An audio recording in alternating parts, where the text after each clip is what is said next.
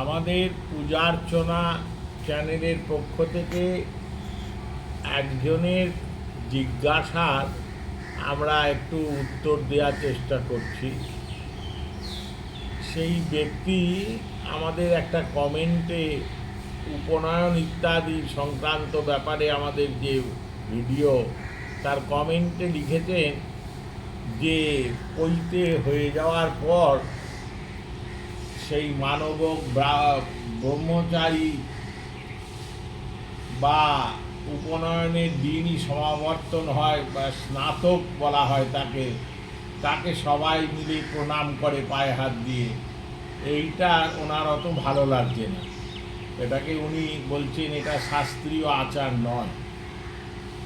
এখানে আমাদের একটা উত্তর আছে, সেটা হচ্ছে যে প্রায়শই উপনয়ন, চূড়াকরণ, উপনয়ন আর সমাবর্তন, বিশেষ করে উপনয়ন আর সমাবর্তন, এই দুটো সংস্কার বর্তমান দিনে একসঙ্গেই হয়।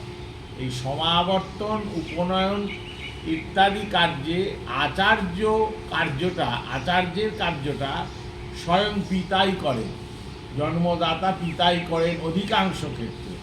কোনো কোনো ক্ষেত্রে অন্য ব্রাহ্মণকে বরণ করে নিয়ে আচার্যের কাজ করা হয়।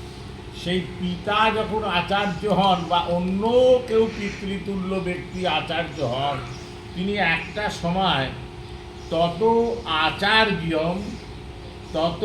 আচার্য স্তমর্ঘং পাদ্যাদিভির অর্চয়েত, স্নাতককে, অর্থাৎ সমাবর্তন হয়ে যাওয়ার পর স্নাতক যখন কনভোকেশন অ্যাওয়ার্ড পাবে গুরুর থেকে এবং যখন আচার্য পরিষদ সহ তাকে দর্শন করতে যাবেন, তখন আচার্যদের তিনি বাবাই হন বা তিনি পিতৃতুল্য যে কোনো ব্যক্তি হন, তিনি তৎক্ষণাৎ ওই যে স্নাতককে, ওই যে ব্রহ্মচারী যে ছিল গেরুয়া পরে, সে সাদা কাপড় তখন পরে সমাবর্তনের সময় বা গেরুয়াও অনেক সময় পরে থাকে, তাকে পাদ্য, অর্ঘ্য, আচমনীয়, মধুপর্ক এই সমস্ত দিয়ে তাকে পূজা করে।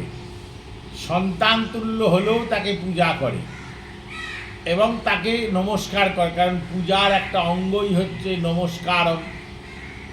যদি সম্ভব না হয় তাহলে বলছে গন্ধপুষ্প দিয়েও পুজো করতে হবে, কিন্তু নমস্কার করতে হবে, প্রণাম করতে হবে।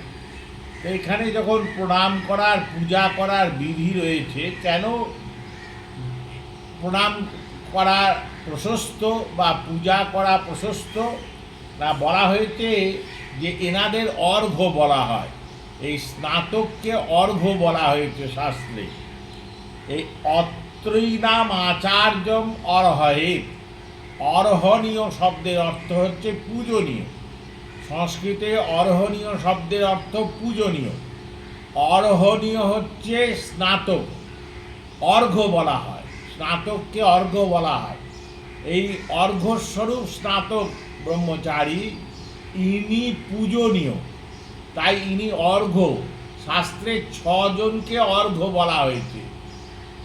রঘুনন্দন বলছেন এদের মধ্যে গভীর তার বচনে বলছেন অত্রৈনাম আচার্য অর্হয়েত, আচার্য স্নাতককে পূজা করবেন, অর্চয়েত পূজা করবেন, তার করা উচিত। অত্রাবসরে এনং স্নাতকম, এই স্নাতক বা উপনয়নের ক্ষেত্রে এই ব্রহ্মচারী বা সমাবর্তনের পর তার নাম স্নাতক হয়ে যায়। সেই স্নাতক তিনি অর্ঘ্য, অর্থাৎ তিনি অর্হনীয়, তিনি পূজনীয়। তাকে তার বাবা পুজো করবেন, তাকে পাদ্য অর্ঘ্য দিয়ে পুজো করে তাকে প্রণাম করবেন এবং এই প্রণাম শাস্ত্রসম্মত। আরও অন্যান্য ক্ষেত্রে আছে অর্চয়ে তদশক্ত গন্ধপুষ্পাভ্যান, যদি পাদ্য অর্ঘ্য ইত্যাদি না দিতে পারে তাহলে গন্ধপুষ্প দিয়ে পুজো করেও তাকে প্রণাম করবে। অত্রাবসরে এনম স্নাতকম, এই সময় স্নাতক তিনি হচ্ছেন অর্ঘ্য অর্থাৎ পূজনীয়। এছাড়াও বিবাহক্তম বরাহর্ণ বিধি না অর্চয়ে, বিবাহ ইত্যাদির ক্ষেত্রে অরহণীয় হচ্ছে বর। বরকে দেখবেন সম্প্রদানটা যিনি করেন, সম্প্রদান যিনি করেন, শাস্ত্রে পঞ্চপিতার কথা বলা হয়েছে। কন্যাদাতা, অন্নদাতা, পঞ্চৈতে পিতরস্মৃত, তিনি পিতা হন যিনি কন্যা দান করেন। সেই কন্যা দানকারী পিতা, তিনি কন্যার পিতা, তিনি জামাইয়েরও বরেরও পিতা হয়ে যান। তিনি যেহেতু বরকে শাস্ত্রে অর্ঘ্য বলা হয়েছে, অর্ঘ্য মানে অর্হণীয়, অর্হণীয় মানে পূজনীয়, তাকে হাঁটু ধরে মন্ত্র পাঠ করেন এবং তাকে করজোড়ে প্রণাম পর্যন্ত করেন। বর প্রণম্য বিবাহ বাসরে, আর উপনয়ন বাসরে ব্রহ্মচারী স্নাতক প্রণম্য। তাকে যদি পিতাই বা আচার্যই প্রণাম করতে পারেন, অন্য দু চারজন করে ফেললে কি আর এমন মহাভারত অশুদ্ধ হবে?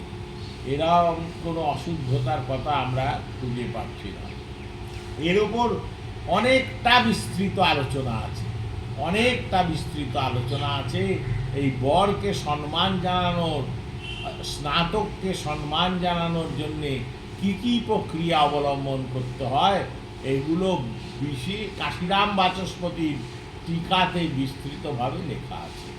কখনো অন্য সময় হলে আবার বড় ভিডিও করার চেষ্টা করব। আজকে এতগুলি বললাম। জয় গুরু, জয় শিষ্টার।